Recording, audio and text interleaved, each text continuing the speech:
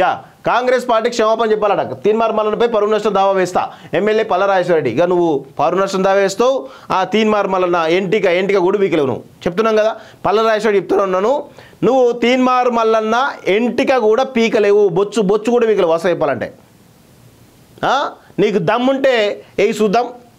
నీ అక్రమాలు అన్యాయాలు తెలివే అనుకుంటావా?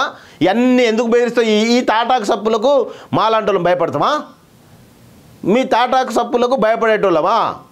సిగ్గుండాలి. మీ ప్రభుత్వాలు ఉన్నప్పుడే మేము ఆటాడుకున్నాం మిమ్మల్ని, అప్పుడే మీరు ఏం బీకలేదు. ప్రభుత్వం పోయిన తర్వాత ఏం బిక్తావాను? మీ ప్రభుత్వమే లేదు, ఏం బిక్తావు నువ్వు?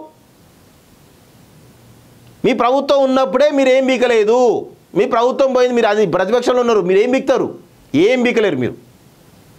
ఇక్కడ ఏమంటుండు, కాంగ్రెస్ నేతల బెదిరింపులకు భయపడమని ఎమ్మెల్యే పల్లరాజేశ్వరరెడ్డి స్పష్టం చేశారు. తెలంగాణ భవన్లో మీడియాతో మాట్లాడిన ఆయన కాంగ్రెస్ నేతలు అసత్యాలు అబద్ధాలు ప్రచారం చేస్తున్నారని ఆరోపించారు. బీఆర్ఎస్ కార్యకర్తలు బెదిరింపులకు గురి చేస్తున్నారని మండిపడ్డారు. తన కుటుంబ సభ్యులపై తీన్మార్ మల్లన్న అసత్య ఆరోపణలు చేస్తున్నారని ఆవేదన వ్యక్తం చేశారు. అక్రమంగా ప్రభుత్వం ఉద్యోగాలు ఇచ్చినట్లు మల్లన్న దుష్ప్రచారం చేస్తున్నారని, ఆయనపై పరువు నష్టం దావా వేస్తారని వెల్లడించారు. తన విద్యాసంస్థలకు వచ్చి తీన్మార్ మల్లన్న సోదరుడు బెదిరిస్తున్నారని ఆరోపించారు. అబ్బా, తీన్మార్ మల్లన్న సోదరుడు బెదిరిస్తే బెదిరిపోయేంత స్థాయిలో మీరున్నారా? ఎందుకు కేసు పెడతలేదు మరి ఆ సోదరు మీద? పెట్టాలి కదా, ఉట్టే బెదిరిస్తే అవుతుందా? కాంగ్రెస్ పార్టీ అధికార ప్రతినిధిగా మల్లన్న మాట్లాడుతున్నారని అసత్య ప్రచారం చేసినందుకు కాంగ్రెస్ పార్టీ బేషరతుగా క్షమాపణ చెప్పాలని డిమాండ్ చేశారు. లేకుంటే మల్లన్న పార్టీని సస్పెండ్ చేయాలన్నారు. ఇక ఆయన ఉండాలన్నా సస్పెండ్ చేయాలన్నా మీరు బీఆర్ఎస్ పార్టీ డిసైడ్ చేస్తుందా? కాంగ్రెస్ వాళ్ళు డిసైడ్ చేసుకుంటారు కదా.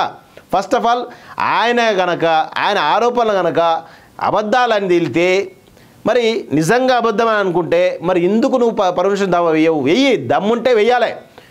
నీకు దమ్ము ధైర్యం ఉంటే నువ్వు వెయ్యి. ఈ శాతగాని మాటలు మాట్లాడకు. ఈ శాతగాని మాటలు మాట్లాడి అనవసరంగా పరువు పోగొట్టుకోకు అనవసరంగా.